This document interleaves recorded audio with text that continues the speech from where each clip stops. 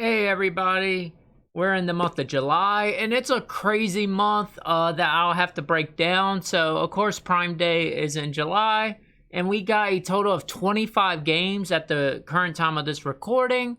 I do expect another game to come out during Prime Game, but here's the list that's currently out of here.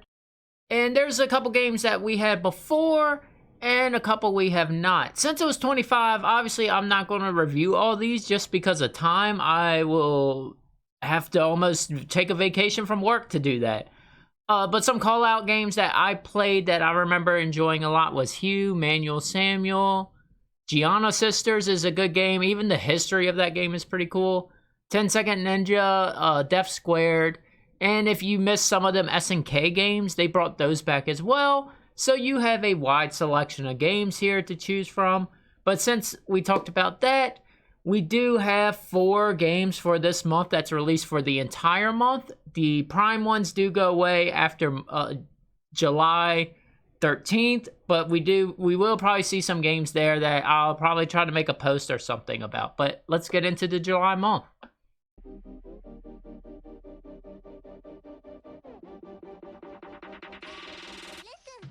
Alright, the first game I did play was Fail Seal. This was an interesting turn-based RPG game. The graphics were actually kind of cool. I did like the animations and that the cutscenes were all in-game. This is a weird story about arbiters that are trying to capture stuff and one of the immortals stepped down. So they're trying to figure out who will be the next immortal. I will admit this game started off easy at first till I hit the second battle and difficulty ramped up highly. I actually lost that battle and had to figure out a little strategy. So there is a difficulty curve for this game and it's going to be very interesting to play. Overall, I would say this is a download. I did like the combat had a lot of depth to it. The graphics weren't bad. I generally did enjoy it, even though I found it difficult, which was a little struggle for me to play. But if someone's looking for this, I could see this being an appeal. The con here will be that difficulty barrier. It was pretty hard to get started, and you had to figure out your characters pretty quickly and fail trying. And I will add, this came out in 2019. You're normally looking at $30 for this game, and it did get an 82 on Metacritic. So this was a pretty high caliber game. Next up, we have Fishing North Atlantic. I had to make sure I had the right ocean there. This came out in 2020. Actually on multiple platforms. There's no Metacritic review. And you're looking at about $35 for this fishing simulator, which was kind of cool. I did like that the speed of the boat was like real time. They did have a fast travel and it was very useful. I had to go 3 nautical miles and it was feeling like 3 nautical miles, so you had to figure out that fast travel really quickly, especially when I started the game. My tutorial had me to go back to the docks, which was like 10, and I felt like that would take a while. Overall, the tutorial was okay, but there was some stuff that was kind of assumed. They tried to walk you through stuff, but I wish they would have highlighted more. I spent a lot of time trying to figure out how to throw my pot into the ocean. I tried like literally tossing it, trying to see if there was something I could attach it to, and nothing. And I found out you had to leave it on the bait tray and actually click the bait tray in order to throw out the pot. So it was a little not intuitive there.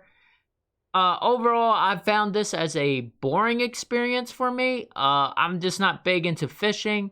It had some real life simulation there. It had a lot of fast forwarding time. I didn't even know how to do that first until I looked at the clock and guessed and was able to, because some of your pots you have to let set out for 24 hours. So you do want a speed time to pick those up. I did a lot of the lobster stuff through my playthrough. There was other fish you can catch.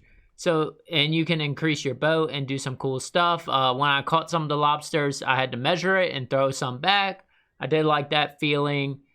But overall, I would say not a download. I felt like overall the game wasn't completely finished. Looking at some of the menu and options, it seemed like that part was rushed. It was taxing on my computer. If you can tell on this screen here, it's running about like 20 frames a second driving through the ocean. and I felt the lag there, so it had some performance issues here and there. But the pro here is if you're big into fishing and want the actual, like, ocean fishing, this was a good start. This is the only one I seen kind of tackle that in different kinds of fish, so this would be something we look for. Not downloading if you expect it more. I'm used to, like, bass fishing games, which usually have a little more action, if that makes sense. And this didn't feel like I had a lot of that. It felt like I was just waiting a lot of times. Next up, we have Suzerain, which came out in 2020 as well. You're looking at about $15 if you pay for it on Steam. And this actually got an 81 on Metacritic, so another high-praised political drama game is the best to describe this. So you start out with building your backstory. You go through, like, where your background is, what you did during some protest. You live in a land that had a lot of political issues, and then you become president. And then that's when the game starts up, on quotation marks. Most of the game is you're looking at this map and reading dialogue and making choices. Your choices have consequences. Depending on what you choose, will keep certain people in your party. You'll lose certain people. And it felt very choose your own adventure book style, which I was playing. Just a little text and learning a lot of these people. Your best friends, like one of your party members, trying to figure out the best route to do stuff. Early on, like, you had to decide where you wanted to place a road. Did you want to place it where more poverty was at, or where more traffic was going through? The graphics, the map looked cool, but that's pretty much all the graphics is. You can make a custom picture and see the pictures of the people, but there's not much graphics going on. The story was interesting. I kind of hesitated there. It was not a story that grabbed me, but I could see if you're really big into politics, I think you would actually enjoy this. It was kind of fun. Overall, this was a not for me. The pro here is if you like politics or that sort of game and this choose your own adventure and trying to make the best decisions. I could see the replay value of this.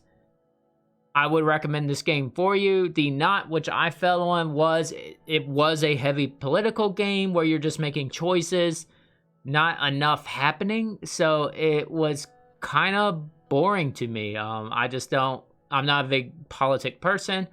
So that drama aspect of it didn't register for me, but I could see where people would like that. But if you're looking for graphics as well, this is not the game since there's not too much going on. So we finally finished Monkey Island Games, and they brought back another Lucasfilms games, what's called. It used to be LucasArts. Maniac Mansion.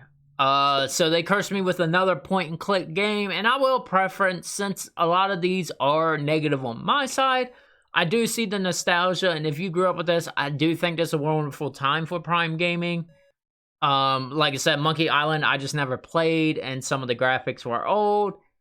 So usually those are not for me, but I could see if you were big into this time frame, you would love this games, and they're giving you another one, Maniac Mansion, which is a classic. I remember hearing so much about it. It came out in 87, got a score of 93 on Metacritic from what I saw. So this is one of the bigger ones. Basically, you're trying to help Sandy, who was kidnapped. You play as, well, you have to have Dave, and you pick two friends.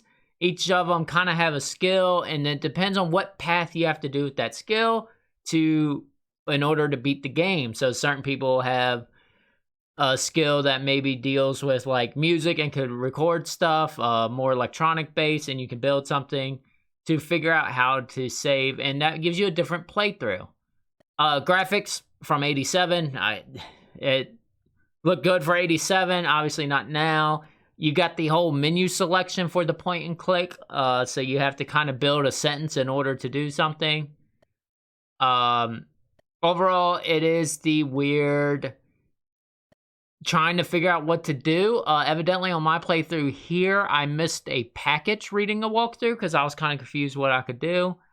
And evidently, that makes it really hard to beat the game. And depending on what party members you pick, I did read online, there's certain members you want to pick to make a more pleasant experience. So that is cool that you could do different branches. Again, I don't like the build your sentence to do interactions. I do like the modern point and click games where it kind of was more simple options. The Monkey Islands, you kind of had the main three and that was it, and it kind of interpret what you needed to do if you had to do other things. Like here, I had to open the door every time and stuff like that. Obviously, you can tell by my tone, this is going to be a not for me.